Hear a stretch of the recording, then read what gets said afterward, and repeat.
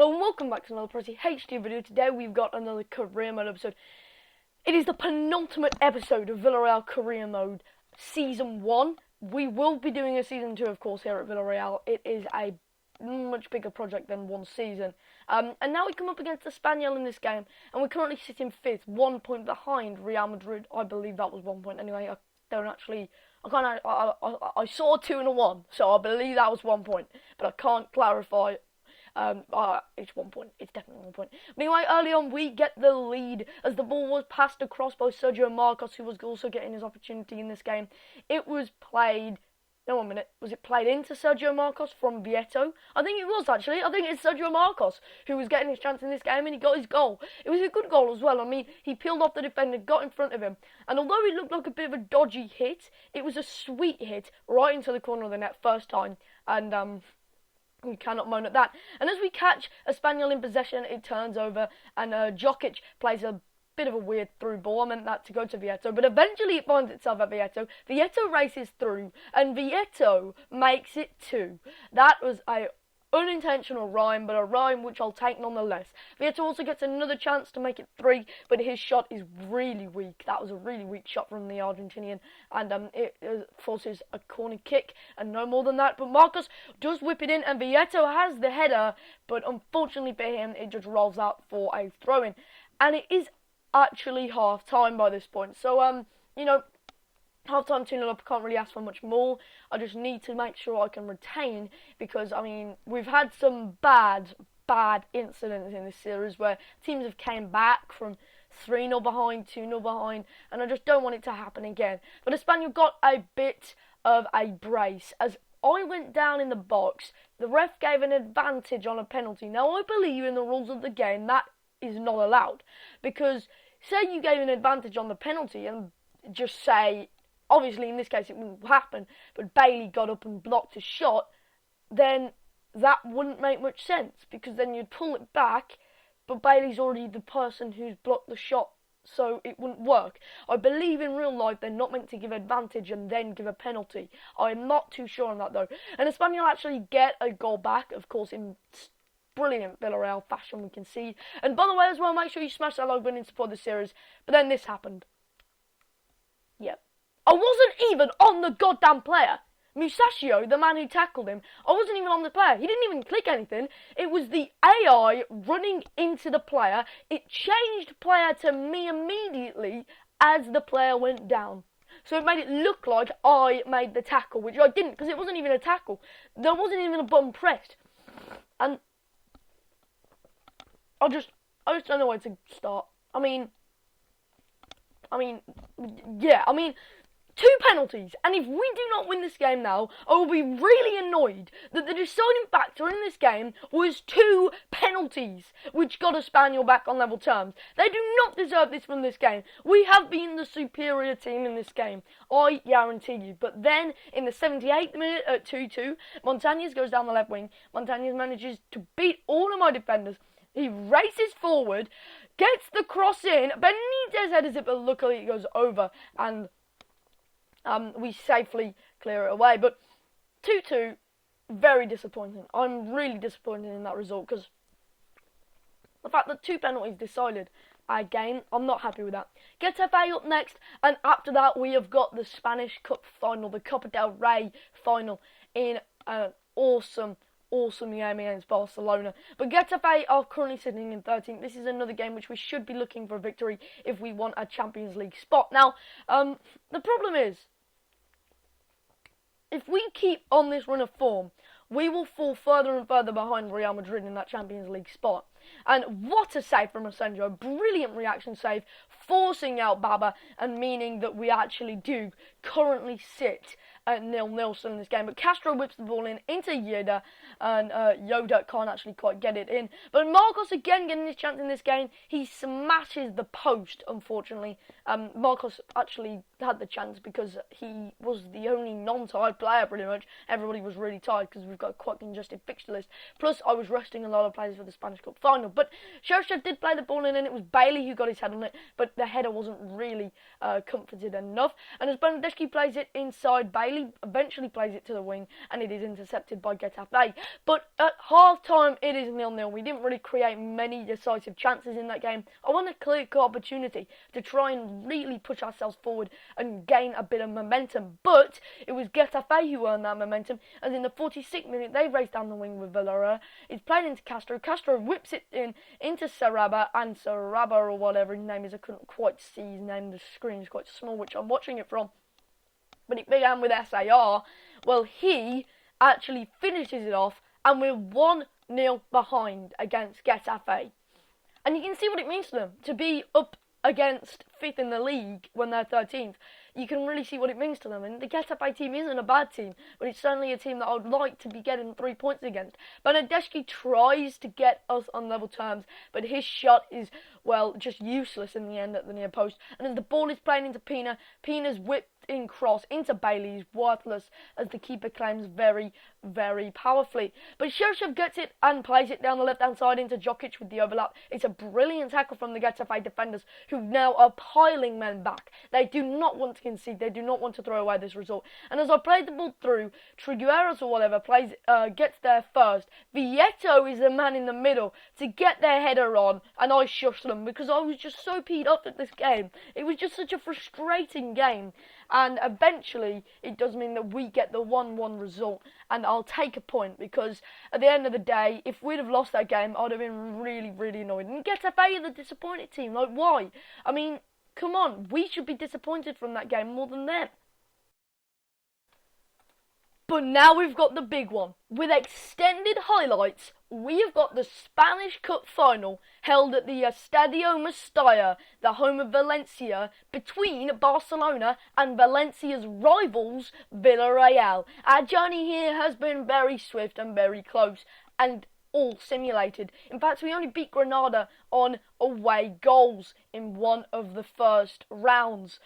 It is a massive one. It is our first chance of silverware. The Europa League is gone. The La Liga, well, we're not going to win it, are we? I mean, it is a massive opportunity, but this was going to be a tough game. Barcelona, we've drew 1-1 and lost 3-2 so far this year. We've been unlucky, massively unlucky in both of them fixtures. But it is Barcelona who get the penalty early on, because I just always concede penalties with this team, and it's such a clumsy team. And I don't even know why. It's really frustrating, because Victor Ruiz there, he brought the player down, but I can't do much about it, because I've got to put a tackle in there. If it's mistimed, then it's mistimed. But I didn't really do much to bring him down. It is a penalty, though. It isn't a clear-cut penalty, but it is a penalty. And it is Lionel Messi to take it. I think we know what's going to happen here. I mean, we're going to go 1-0 behind already, and this isn't good, because our first main objective was to not concede. If we didn't concede, then we left ourselves with a chance. If we conceded, then now we're really, really in the poo, because we've got to try and scrape 2 goals at least out of this game already, and that is going to be difficult against the likes of Gerrard, Piqué in defence, and Lionel Messi dispatching that with absolutely no hesitation. Of course, he kept his cool under the pressure, but Neymar picks the ball up and he bursts inside, plays it into Rafinha. Rafinha, who is a transfer target for us, plays it back to Neymar. Rafinha 1-2. Asensio managed to make the save, and luckily it wasn't parried out into danger zones. But Diego Costa turns on it, and in the 22nd minute, Diego Costa goes on a bit of a counter-attacking run. That is pretty much all we can do. A nice 1-2 means that Diego Costa is through on goal. It's a very tight angle. He tries to squeeze it in, but Claudio Bravo comes out on top in that situation. And again, Diego Costa, the man who is working everything for us this game, he's pulling the strings of the Barcelona defence. Well, he forces a corner in the end, even though, well, his chance creation forces a corner. It is Campbell to take it. He taps it into Balassi.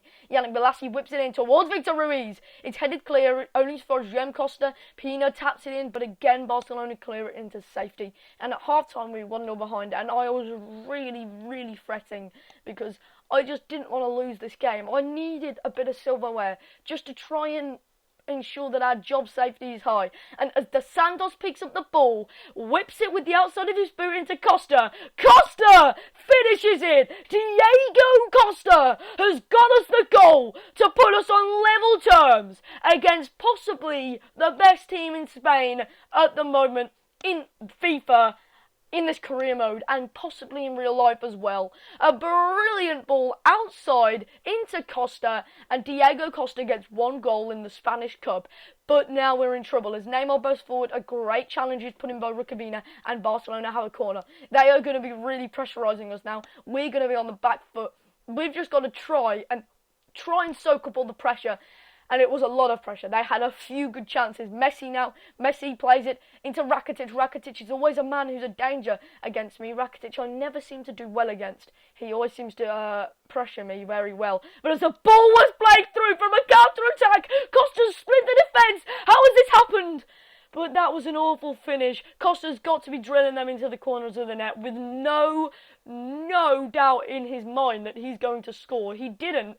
And as the ball was played in, Alba gets it, taps it into Rafinha. I know I'm in trouble here. Rafinha's got too much space. I tried to pressure Montoya into forcing it wide. Neymar plays it into the middle. It's real. What is going on? Oh my God. What a block from the AI. The AI defending there. He just whipped a block in, and somehow we managed to keep it out. And then this happened. I just kick it clear with Pina in hope that it would clear safely. And Diego Costa's got it now. Diego Costa, it is 1 versus 2. He's beating this man. The man getting on across. Barcelona can't beat him. Diego Costa! He has done it. This is simply unscripted. This is just unbelievable. I have never, ever came back in a cup final like this before. And just look what it means to us. All 10 players outfield come and celebrate with him, because this, well, what it means to the fans to win a cup first season in, just to get a bit more security with the board, that would be so amazing. But now we've got to try and hold out. In the 90th minute, Alba plays it into Messi. I expect a 1-2. I cover the run, but then, in fact, Messi somehow finishes it near post. And yes, maybe it was poor defending. Maybe I didn't get tight enough. But you've got to point the eyes at the goalkeeper there. And look, as I tried to get across with my defender, Alba actually blocks me. Alba actually blocks me from getting across with my defender, and I would have got there in time, in my opinion. Look, Alba blocks me because Pina, he goes in with the side tackle to try and block it, but he's already yards behind, and at full time it is 2-2. Messi gets the equalising goal. But Tony Villarreal, in fact, plays it inside, but Bailey manages to get it back. Diego Costa now into Dos Santos. Dos Santos, he has forced to play wide into Balassi. Balassi sees the space in the middle for Costa. Costa hat-trick. Oh my God, what a hero, what a hero. We sold our brilliant star striker Giovanni Dos Santos for 50 million to the club that we are opposing today in the Spanish Cup final. And then with that money, we bought Diego Costa for just a little bit less, and he has been unbelievable in this Spanish Cup final. I just wonder whether Dos Santos would have had the same effect. And I also wonder as well if Dos Santos would have played in this game for Barcelona, if he would have done anything. But Costa bursts through. He could be at a fourth here. He does get a fourth. He pretty much seals victory now. We've got to concede twice to actually lose this game. This is unbelievable stuff. Diego Costa with the goal. Oh man, just a simple tap in. As Barcelona press forward, we managed to get him behind, managed to get the brace, and managed to get the goal. Unbelievable stuff here. As 4 goals in one game for Diego Costa is the difference between us and Barcelona. He could get a 5th, not quite. And it is real. We have done it. 4-2, and we've won the Spanish Cup final. I just cannot believe it, because it means so much to me, this. I mean, I won cups with Everton multiple times, and I didn't react ever like this, because this has been a difficult season. It's been a tough season. There's been highs, there's been lows, there's been ups and downs, and we're probably not looking at a Champions League spot now, because the top 4 is just so difficult to break into. But ultimately, this season, this just makes it look so much better, and it is none other than Musacchio, our captain, who's going to lift that faithful Copa del Rey trophy. I am just so proud of the boys out there and the lads, because it just means so much to the fans, for my job security as well, because if I'd have gone the first season without winning anything, and with maybe not quite doing so well in the Europa League. It would have been disappointing for the board. But wow! Villarreal are Spanish Cup champions. We add our first bit of silverware to the tally, and that is a club honour, of course. It is 4-2 Villarreal's way, and well, this has been an awesome episode, and I really do thank you for watching. If you did enjoy, make sure you smash that like button in support for this Spanish Cup win. I think that deserves a like, doesn't it? I mean, it was a really difficult game, and 4-2 was probably quite a flattering result in the end. We deserved to win by no more than one goal, because we just had to try and soak up the pressure. But in the end, we got the victory, and the underdogs got what they deserved. I did end watching, and I will see you next time with the final episode of Villarreal Career Mode Season 1.